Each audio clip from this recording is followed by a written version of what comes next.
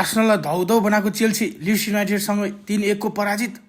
कोल पाल्मरको ब्याकमा चेल्सीको ठुलो हार।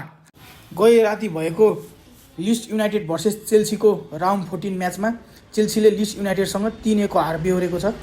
यही हार पश्चात चेल्सी टेबलको 4थो स्थानमा पुगेको छ। 6औं मिनेटमा एन्टोन स्ट्याचको एसिस्टमा जाका बिजुअलले गोल गर्दै लिड्स युनाइटेडलाई 1-0 को अग्रता दिएको थियो। त्यसै गरी 43औं मिनेटमा बोगलेको एसिस्टमा जापानिज प्लेयर टनकाले गोल गर्दै हाफ टाइमसम्म आइपुग्दा लिड्स युनाइटेडले 2-0 को अग्रता लिएको थियो। सेकेन्ड हाफको 50औं मिनेटमा जेमी गेटिनको एसिस्टमा पेद्रो नेटोले गोल गर्छन् र लिड्स युनाइटेड 2 चेल्सी 1 हुन्छ। खेलको 72औं मिनेटमा काल्भर्ट लेविनले गोल थपिदिन्छन् र लिड्स युनाइटेडले चेल्सीलाई 3-1 ले पराजित गर्छ। Arsenal still remains on top of the table. Arsenal's 18th unbeaten matches. Arsenal 2 Brentford 9। यसपालि प्रिमियर लिगको दावेदार कोही छ भने आर्सेनल छ। Only 1 match lost in 14 matches. अनि लास्टको 18औं म्याचहरूमा एउटा म्याच पनि हारेको छैन। सुरुको 11औं मिनेटमा बेन व्हाइटको एसिस्टमा मेरिनोले गोल गर्दै हाफ टाइमसम्म आइपुग्दा आर्सेनलले ब्रेन्टफोर्डलाई 1-0 को लिड लिएको थियो। 61 मिनेटमा सबिन भएर आएका बुकायो साकाले मेरिनोको एसिस्टमा 90+1 लास्ट मिनेटमा गोल गर्दै आर्सेनलले ब्रेन्टफोर्डलाई 2-0 ले जितेको थियो। सन्दरल्यान्डले चेल्सीलाई 2-1 ले हराउँदै आर्सेनलसँग 2-2 को ड्र खेल्दै फेरि लिभरपुललाई पनि 1-1 को ड्र खेलेको छ। यसै गरी सन्दरल्यान्ड अहिले प्रिमियर लिग टेबलको 6औं स्थानमा छ भने लिभरपुल 8औं स्थानमा पुगेको छ।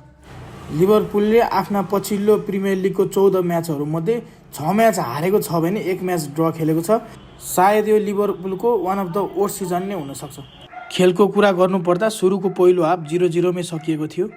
सेकेन्ड हाफको 67औं मिनेटमा लेफीको एसिस्टमा तालबीले गोल गर्दै सन्दरल्यान्डले लिभरपुललाई 1-0 को लिड लिएको थियो। 81औं मिनेटमा फ्लोरेन विजले हानेको सट सन्दरल्यान्डका डिफेन्डर मुकिलीलाई लाग्दै अन गोल भएको थियो। धन्न लिभरपुल अन गोलले गर्दाखेरि यसपालिलाई त बच्यो। यसरी नै गेम 1-1 मा सकिएको थियो। 3वटा म्याचको ड्र पछि real Madrid is back in ला लिगा है guys. Real Madrid 3 Atletico Bilbao 9। यसै गरी रियल मैड्रिड अहिले ला लिगाको दोस्रो स्थानमा छ भने बार्सिलोना 1 पोइन्टले पहिलो स्थानमा छ। खेलको कुरा गर्नुपर्दा डिफेन्डर आर्नोल्डको एसिस्टमा किलियन एम्बापेले गोल गर्दै रियल मैड्रिडले खेलको 7औं मिनेटमै 1-0 को लिड लिएको थियो। 42औं मिनेटमा किलियन एम्बापेको एसिस्टमा कामाभिङ्गाले गोल गर्दै रियल मैड्रिडले हाफ टाइमसम्म आइपुग्दा 2-0 को लिड लिएको थियो। फेरि पनि 59औं मिनेटमा आल्भारो क्यारेरासको एसिस्टमा किलियन एम्बापेले गोल गर्दै रियल मैड्रिडले एथलेटिको क्लबलाई 3-0 को जित हासिल गरेको थियो। हुन्छ साथीहरू, तपाईहरुलाई आजको भिडियो कस्तो लाग्यो आफ्नो प्रतिक्रिया दिन नभुल्दिनु होला र यसै गरी आगामी दिनहरुमा पनि हरेक म्याचेसको रिभ्यूहरू हेर्नको लागि लाइक, शेयर र सब्स्क्राइब गर्न नभुल्दिनु होला।